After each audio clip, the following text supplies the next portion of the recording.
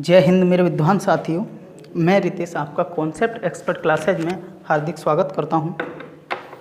हमारा जो हिंदी का सेशन चल रहा था स्पेशल हिंदी का, उसमें हमारी दो क्लास हो चुकी थी।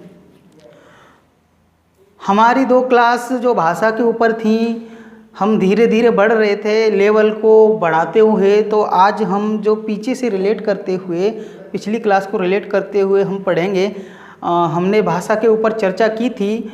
भाषा बिंदु का हमने पूरा अध्ययन कर लिया था। अब हमारा जो अगला बिंदु है वो है व्याकरण। हमने पूरा पढ़ने के बाद जो भाषा का जो भौगोलिक दृष्टिकोण देखा था, संवैधानिक विकास देखा था, भाषा का इतिहास देखा था कि यहाँ से भाषा की उत्पत्ति हुई, कि हमारी मूल भाषा से इन भाषाओं में परिवर्तन हुआ, फिर जो अपभ्रंश पैदा हुए प्राकृत भाषा में, उसका एक प्रकार कहलाया जिसे हम शौरसेनी अपभ्रंश कहते थे। उसी का एक प्रकार हुआ करता था शौरसेनी अपभ्रंश। उससे हमारी हिंदी भाषा का क्या हुआ, विकास हुआ। अब यहाँ से हमने पढ़ा था कि जो हिंदी भाषा है उसके मानक भाषा है तो इसकी एक व्याकरण भी है। तो हम उस हिंदी भाषा की जो मानक भाषा है उसकी व्याकरण भी है। तो हम व्याकरण बिंदु पर आज से हम चर्चा करना शुरू करते हैं। तो हमारा टॉपिक रहेगा व्याकरण।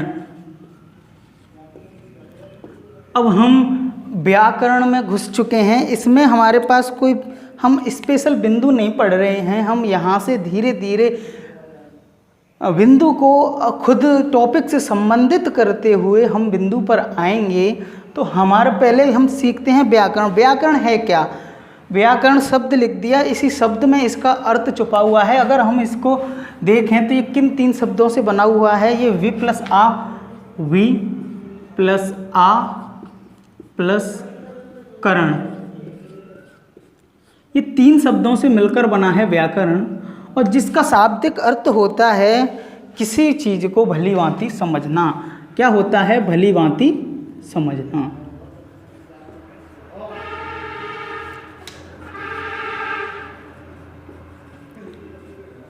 भली भांति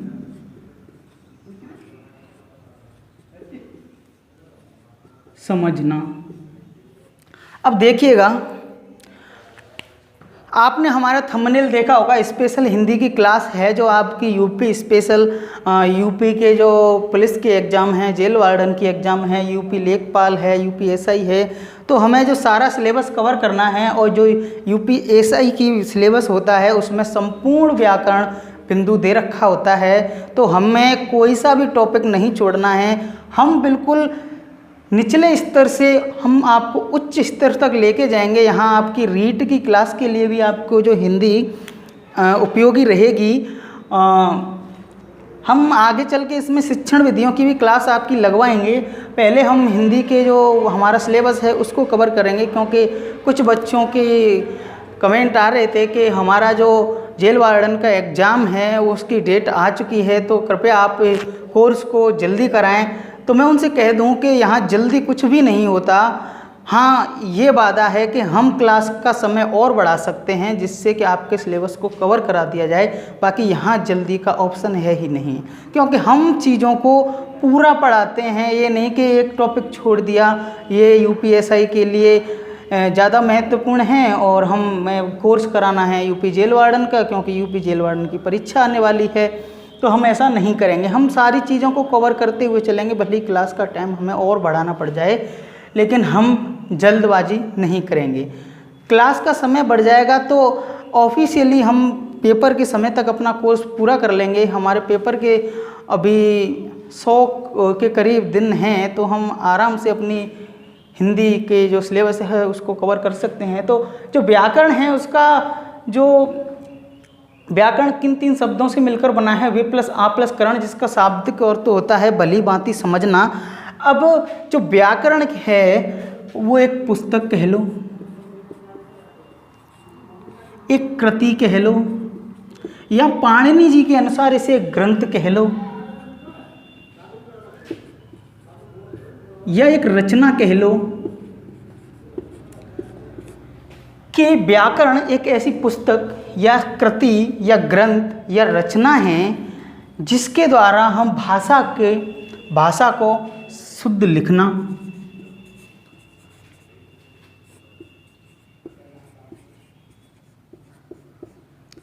भाषा को शुद्ध लिखना या भाषा का शुद्ध लेखन, शुद्ध प्रयोग,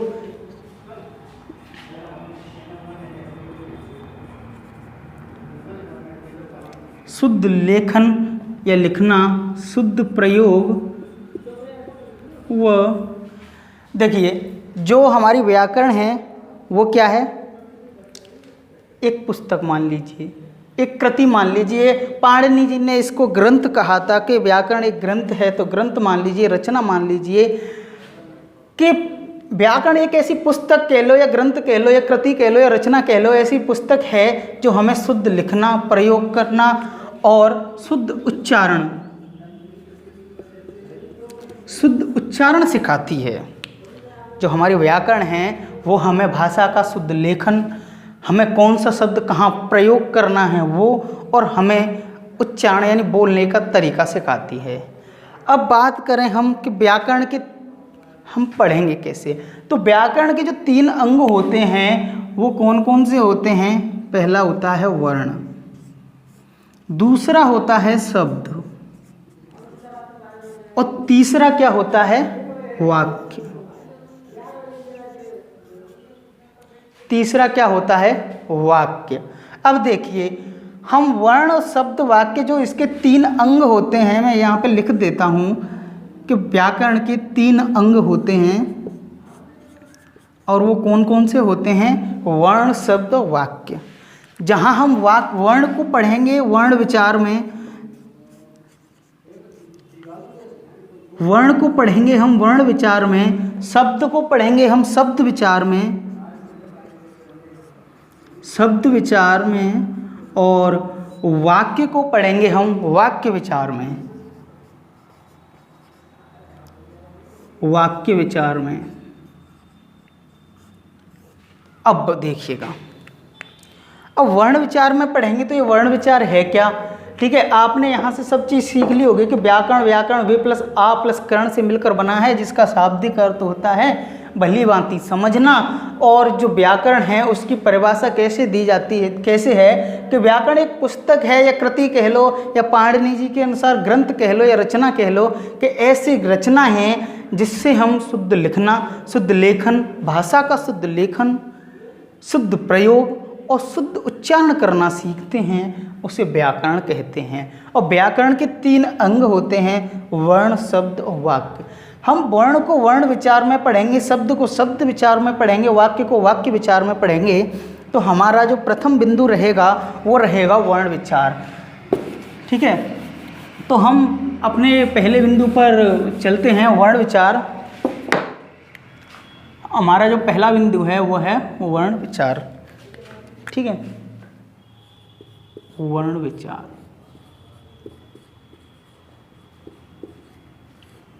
अब देखिएगा, वर्ण विचार में सबसे पहली बात तो होती है वर्ण विचार है क्या। सबसे पहली बात तो यही है वर्ण क्या है, जिसको हम बस 2 मिनट बाद से जानेंगे। पहले हम जानेंगे वर्ण विचार क्या है। अब कई जो हैं वो इस शब्द से ही पता लगा रहे होंगे कि जो वर्ण पर विचार किए जाएंगे उसे वर्ण विचार कह देंगे, लेकिन हम इसकी परिभाषा किस प्रकार देंगे कि वर्णों का, जहां हम वर्णों का शुद्ध लेखन,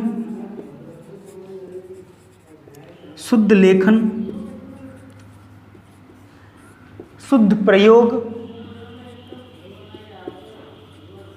व शुद्ध उच्चारण सीखेंगे। वर्णों का जहां हम शुद्ध लेखन, शुद्ध प्रयोग और शुद्ध उच्चारण सीखेंगे, वो क्या होगा, हमारा वर्ण विचार होगा। अब बात आती है सर ये वर्ण क्या होता है, वर्ण क्या होता है।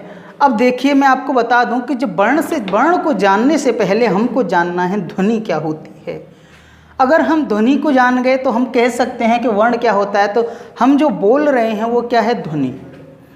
तो आपसे क्वेश्चन किया जाए, हमने जो बोला वो क्या है, ध्वनि, और जिसको हमने लिख दिया वो क्या है। अगर वो हम एक शब्द बोल रहे हैं तो शब्द है, अगर हम वर्ण बोल रहे हैं तो वर्ण है। तो सबसे पहली बात हमसे पूछी जाती है कि जो भाषा की सबसे छोटी मौखिक इकाई क्या है। जो आपका जो पहला जो नोट कर लीजिए, जो पहला जो महत्वपूर्ण बिंदु है वो क्या है कि भाषा की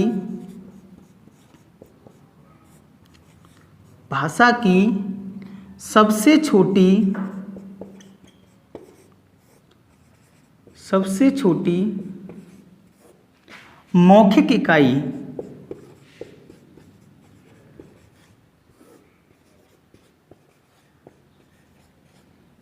देखिए, भाषा की सबसे छोटी मौखिक इकाई और सबसे छोटी मौखिक इकाई क्या है? ध्वनि। ठीक है, क्योंकि हम कोई शब्द बोलेंगे, ठीक है, तभी तो हम उसको लिख सकते हैं। ठीक है, तो सबसे पहले जो भाषा की सबसे छोटी मौखिक इकाई क्या हो गई? ध्वनि। अब जैसे मैंने बोला क, ठीक है, अगर मैंने बोला क और जब मैंने बोल दिया तो वो क्या है? ध्वनि। और उसी जो बोली मैंने ध्वनि बोली उसी को अगर मैंने लिख दिया तो वो क्या हो गया? अगर मैंने क बोला और उसको यहाँ लिख दिया क, तो ये क्या हो गया? वर्ण। तो यहाँ से हमें एक दूसरी परिभाषा मिलती है, वो क्या है? दूसरा जो महत्वपूर्ण बिंदु है वो क्या है कि भाषा की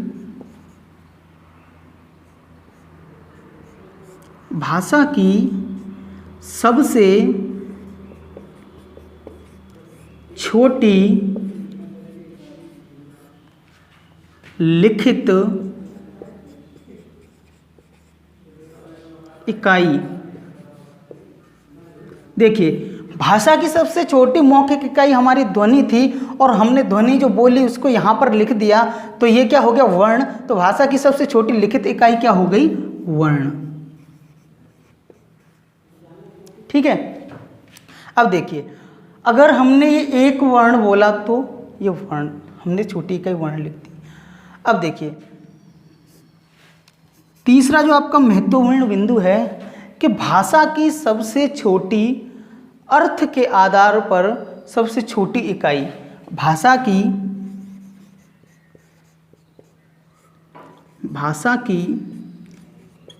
अर्थ के आधार पर भाषा की अर्थ के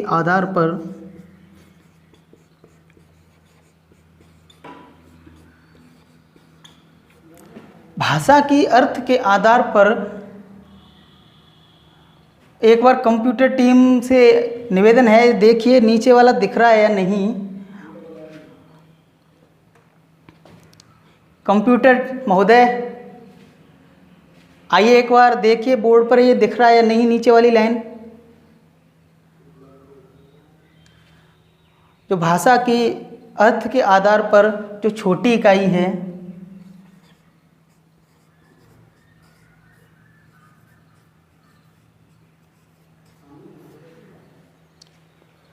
भाषा की अर्थ के आधार पर छोटी इकाई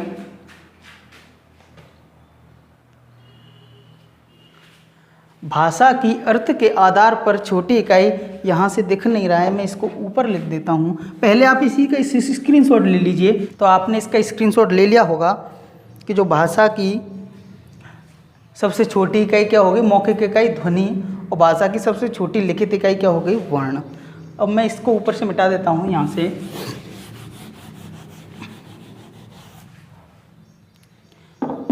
जो अपना तीसरा महत्वपूर्ण बिंदु है, अगर देखो एक बार जो एलडीसी की परीक्षा में प्रश्न पूछा गया था कि भाषा का सबसे छोटा अंग या सबसे छोटी इकाई क्या है। भाषा की सबसे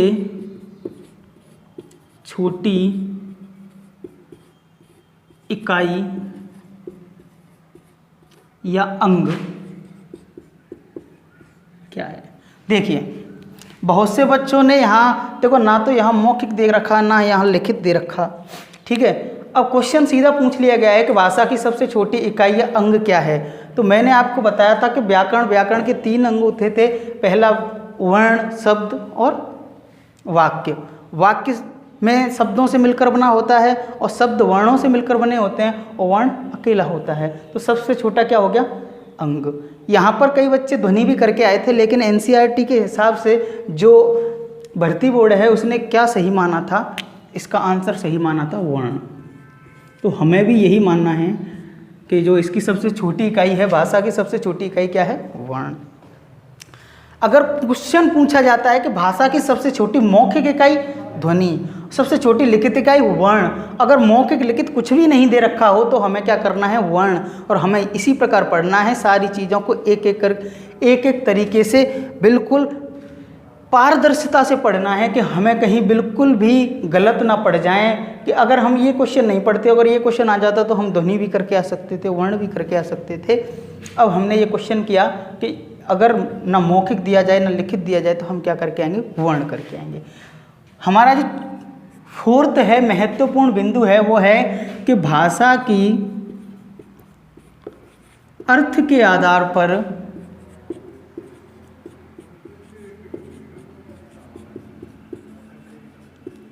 भाषा की अर्थ के आधार पर सबसे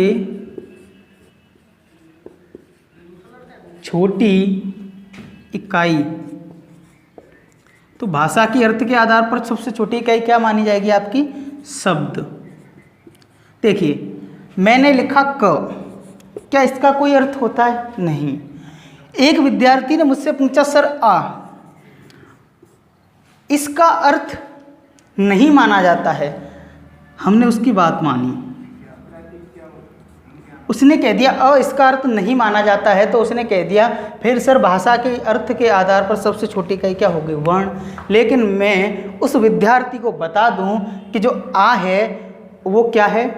नहीं का अर्थ कब देता है? जब वह उपसर्ग के रूप में किसी शब्द से जुड़ता है तब वह नहीं का अर्थ देता है। बाकी अगर हम आ लिख दें तो यहाँ यह आ कोई भी अर्थ नहीं देता। अगर यह किसी शब्द से उपसर्ग के रूप में जुड़ रहा हो तब वहाँ यह नहीं का अर्थ देता है, बल्कि यह अगर अकेला लिखा हुआ है तो अकेला इसका कोई भी वजूद नहीं है। ठीक है। अगर यह साथ में है, किसी शब्द के साथ में है और आगे लगा हुआ है, उपसर्ग का काम करता है, तब इसका अर्थ नहीं होता है। तो आपको कंसेप्ट क्लियर हो गया होगा कि जो भाषा की अर्थ के आधार पर सबसे छोटी इकाई है वो क्या है? शब्द है। जो पांचवा महत्वपूर्ण बिंदु है, पांचवा महत्वपूर्ण बिंदु है वो है आपका कि भाषा की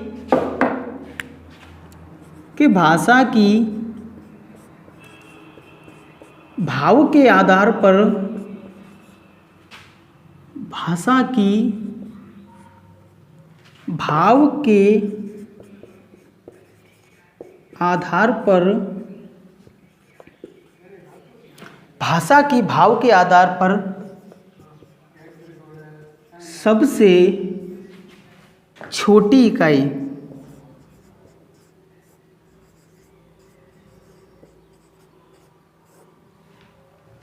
ठीक है। भाषा की भाव के आधार पर सबसे छोटी इकाई, तो अगर भाव के आधार पर पूछ लिया जाए आपसे तो सबसे छोटी इकाई क्या होगी? वाक्य। यह वाला प्रश्न आपके एसआई की परीक्षा में पूछा गया था कि भाषा की भाव के आधार पर सबसे छोटी इकाई क्या होती है, तो उसका आंसर होता है वाक्य। लेकिन इसमें भी कई विद्यार्थियों को दिक्कत हुई, उन्होंने कहा सर शब्द भी तो होता है, हमने लिख दिया दुख। अब बताइए सुख, हमें यह पता चल रहा है कि ये दुख है, लेकिन यह नहीं पता चल रहा कहाँ दुख है, हमारा भाव नहीं आ रहा। अगर हमसे कोई कह दे दुख, तो दुख इससे कोई भाव पैदा हुआ नहीं, सुख कोई भाव पैदा हुआ नहीं। अगर कहा जाए कि रामलाल के घर में पुत्र रत्न की प्राप्ति हुई है, कि रामलाल के घर में पुत्र रत्न की प्राप्ति हुई है और पूरा परिवार सुखमय आनंद की अनुभूति कर रहा है, तो हमें भाव पैदा हुआ कि रामलाल के घर पुत्र रत्न की प्राप्ति हुई है, तो वहाँ क्या है? सुख है। हमें अंदर से भाव उत्पन्न हुआ किसका? सुख का। अगर किसी से कहा जाए दुख का भाव, दुख का भाव क्या? रिजल्ट आता है, 10वीं परीक्षा का रिजल्ट आया, परिणाम आया, उसमें आपसे कहा गया कि आपके जो नंबर हैं आपकी अपेक्षा अनुसार कम हैं, तो जिससे कहा गया तो आप क्या हो गए? दुखी हो गए। फिर वो बात उसने किसी तीसरे व्यक्ति से कही कि सौरभ का रिजल्ट आया और उसमें उसके जो प्राप्तांक हैं उसकी अपेक्षा अनुसार नहीं आए, इसके अनुसार इसे सुनकर या इसे देखकर वह दुखी हो गया, तो आप भी अंदर से दुखी हो जाएंगे। मतलब अंदर से भाव उत्पन्न होगा दुख का।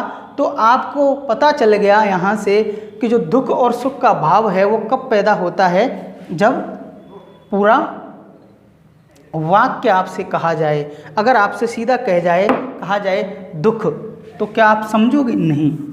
तो भाव के आधार पर सबसे छोटी इकाई क्या हो गई? वाक्य। ठीक है, 1 मिनट में आप 30 सेकंड में इसका जल्दी से स्क्रीनशॉट ले लीजिए, फिर हम आगे बढ़ते हैं। जल्दी से इसके स्क्रीनशॉट ले लीजिए।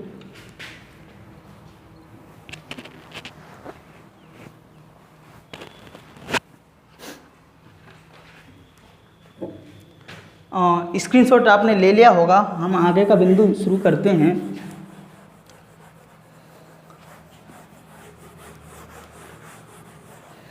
जो वर्ण हैं उसी के सिमिलर शब्द आपने एक देखा होगा, अक्षर।